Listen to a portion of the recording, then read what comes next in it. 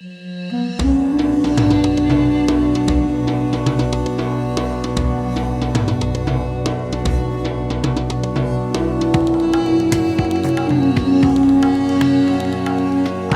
to be kicking off the Americas session here of our 12-hour Round the World Forum. We've started, of course, in Asia this morning, here in Dubai at least, moved to the Middle East, through Europe, and now we have landed in the United States. And I'm delighted to welcome Dr. Edward Morse, Senior Advisor and Commodities Strategist at Hartree Partners, who's going to be starting off our America section with a feature interview with Dr. Morse. And thanks so much for joining us today to talk about the outlook, your outlook for global oil markets in the year ahead. Good to be with you. Great to be with you. Ed, let's look at, in the immediate sense, let's start with the elephant in the room, which is that you're going to have in America a new president taking power in a week or two. We have felt, at least the rest of the world, that he's already there in terms of the impact he's having with what he's planning with the new administration. But let's focus on the energy markets and start by asking you whether you think that a Trump 2.0 presidency is going to impact global oil economics and dynamics. It could very well, and it could be a phenomenal impact, depending on what Mr. Trump actually decides what to do. And let me give you a perfect example of it. We've had Trump saying that his objectives are to reduce American energy costs by 50%, and at the same time to raise tariffs around the world. He's also said he wants to bring Iran to its knees, to drop Iranian exports by 500,000 barrels a day by the end of the second quarter. And according to his team and people I've spoken there, to drop it by 1 million barrels a day by the beginning of the fourth quarter if they don't come to an agreement on a variety of matters. Now, those are self-contradictory, and they're all impactful depending on how things go. And I can add Russia-Ukraine. I can add what he wants to do with border issues with Canada and Mexico. Tariffs raise energy costs to Americans. It's hard to imagine how you do that, how you fight Iran and reduce costs to American citizens. So we don't know. And that means volatility in the year ahead. Okay, I mean, I'd like to touch on the Iran thing again, because we've had a lot of commenters today saying that is going to be the critical question mark in terms of Trump's foreign policy. Others have said he wants to keep it peaceful on the international front so he can focus on domestic issues, a domestic policy that would include Iran, presumably. And at the same time, as you said, he's threatened more sanctions and to be a little bit more hawkish on that front. If there is more stringent activity on Iran in terms of more sanctions, actually limiting their oil exports, which have had a reprieve really in the last year or two, what impact do you think that would actually have on fundamentals in the oil market, given that we're so well supplied, aren't we? We're remarkably well supplied, and there's also a significant amount of spare capacity in the world, and there's growth prospects ahead for supply, which in my eyes and the eyes of many people are greater than the demand that we expect this year and next year. So I think other people think there might be an imbalance leading to lower prices, all else equals, but all else really isn't equal, and there are interveners in the market, direct interveners in the market. So let's look at Iran and let's look at OPEC Plus and the leaders of OPEC Plus and what their attitude might be if the U.S., let's say, puts 1 million barrels a day of sanctions on Iran. Do they come rushing in to fill that 1 million barrel a day gap? Or do they say, whoa, wait a second, we don't know what Trump's ultimate game is. We want to keep the market less volatile than it has been. We need to add more oil to the market, but will we replace 1 million barrels a day? Absolutely not, because that's too dangerous. What do we do if Trump and Iran have an agreement? So just looking at OPEC Plus with its power to restrain supply in the markets, what do they do when they want to keep oil prices in a band? Maybe the band is, let's say, $70 to $90, $95 Brent. but you cannot easily respond to sanctions imposed on Iran without thinking what happens when they go off and what is the position you're in. Certainly, there'll be rebellion among OPEC plus countries who say, Mm. wait a second, we put oil back in the market, we want to keep it there. We're not going to take it off again. So that's the kind of uneven balance that we have, and the uncertainties about, you take the oil market off, take the oil off from Iran. There is oil available to replace it, but will it be there, in fact? Well, that's really interesting. That cautious approach you say they could take if that does transpire. And you mentioned that there's a lot of, within OPEC plus, a lot of countries that obviously want to export more. Countries like the UAE who've been ramping up their capacity and have, again, voluntarily agreed not to place that extra oil on the market. I mean, just sticking with OPEC plus just for one more minute, do you think that given the bearish outlook, they can continue as a group to manage the market balance, as they have done very well, admittedly, as many would say, in terms of sacrificing market share to producers like the US and others?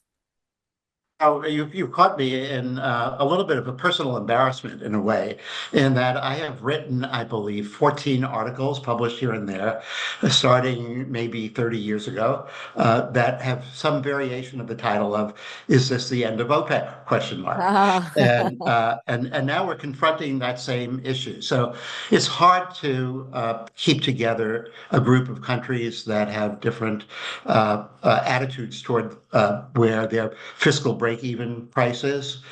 We have where you're sitting in the UAE, a country that has managed as an oil producing country to diversify its economy in what may be, from a 30,000 foot perspective, simply magical that a country totally dependent on oil revenues could have done what the UAE has done. Not everyone is in that position. Some countries have a fiscal break even of 150 or yeah, $200. Some, like Saudi Arabia, it's not clear what it is, but it's in a range that's higher than current prices, and it may be well above $100 a barrel.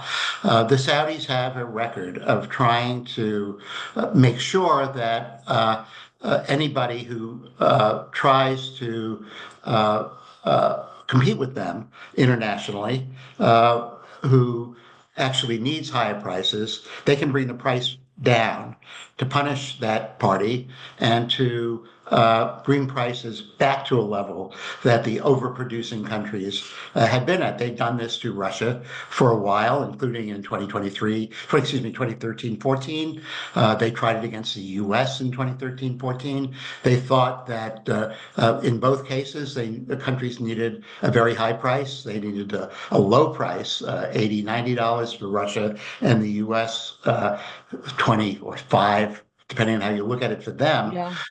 And those efforts failed. It failed in the case of Russia because they didn't think about the consequences of a floating exchange rate, where the ruble could adjust the cost of production to Russia. The ruble depreciates. Most of the costs are in rubles, and they can adjust to that and start investing again. In the U.S., they wildly underestimated the technological revolution that's associated with the shale revolution, and they're at that point again. And we got to look back, Mm. maybe. Saudi production capacity is not very different now from what it was in 1980, and from 1980 to now, the world has not quite doubled its oversupply, but overall supply, but it's gone from a 16 million barrel a day market to a 105 million barrel a day market. And OPEC countries together are in the 24 million barrel a day range. They haven't changed. They were at 24 million barrels a day, a major force in the market. And at 105 million barrels a day, they're not that kind of major force. So, their dilemma is how to do that. And it's a risky proposition for them. Yeah. They now confront something they never have confronted before, and that is that they're no longer the superpower. Who is the largest oil exporting country in the world? It's the United States. Well, The U.S. Yeah. let's take you up on that point, because I did want to talk about the US as well, in that sense, as you said, largest oil exporter, largest gas, also LNG exporter, which will actually, the next interview we're going to be touching on that as well, hopefully talking about gas in the US. But But what, so does the US, is there a challenge at all for the US to maintain that position? It has achieved that, but for example, infrastructurally, can it continue on that trajectory to keep that sort of top tier position, if you like? It will, of course, as a single country, be can we keep that at 13 million barrels, but we've had different points of view as to whether it's going to blip beyond that in the medium term future. Do you see that happening? It really depends on who's in power. So I think this is an explicit area where Trump 2.0 means a lot on the ground. You talk about infrastructure. I don't think there's a critical infrastructure problem on the immediate horizon, not in 2025, not in 2026, maybe starting in late 27, 2028. There could be an infrastructure problem. Now, here's where several things make a difference. Ever since we've had offshore leasing, you take any 5-year period, there have been the fewest number of lease sales in any 5-year period has been 11. The most has been 16. On average, it's been 13 or 14 lease sales to bring land available to companies to explore for and produce oil. Biden administration in 2022 passed a new law that it was a compromise where they decided to have three lease sales over a 5-year period of time. That begins in 2025, but between 25 and 5 years from them, only 3 lease sales. And they've restricted where the lease sales can begin. So they've eliminated, 80% of the oil mass around the country in water. What can Trump now do about that? He can't do much about the restrictions on the East Coast and the West Coast of the US. And Biden left free the offshore of Texas, Louisiana, Yeah. Alabama, and Mississippi. And Trump can go back to 4 lease sales a year. And that can make a very big difference between now and the end of a 4-year Trump term. Similarly, Alaska, where there had been 2 million barrels a day of infrastructure on the export side and multiple tens of tons of LNG exports, the production of both gas and oil has fallen. They're now producing around 500,000 barrels a day. Biden took the wildlife preserve of Alaska and cut it in half. And then he allowed one company, ConocoPhillips, to have a license to explore. Trump can overnight change that rule for Alaska. And Alaska is not New York and it's not California. It's a state that depends on fossil fuel Yeah. exports and where it's popular to export. So, it makes a significant difference who's the president in Okay. trying to think about where the U.S. goes. Okay, well then let's see what happens in the next few months. I do want to touch on demand, Ed, also before global demand, before we end our time together. There's the survey question: what will be the greatest development in the U.S. oil industry this year to impact global oil prices? Is it the expansion of export infrastructure? Is it the production levels and their influence on supply as it stands? Policy shifts under the new administration you just referenced, or advancements in clean energy technologies?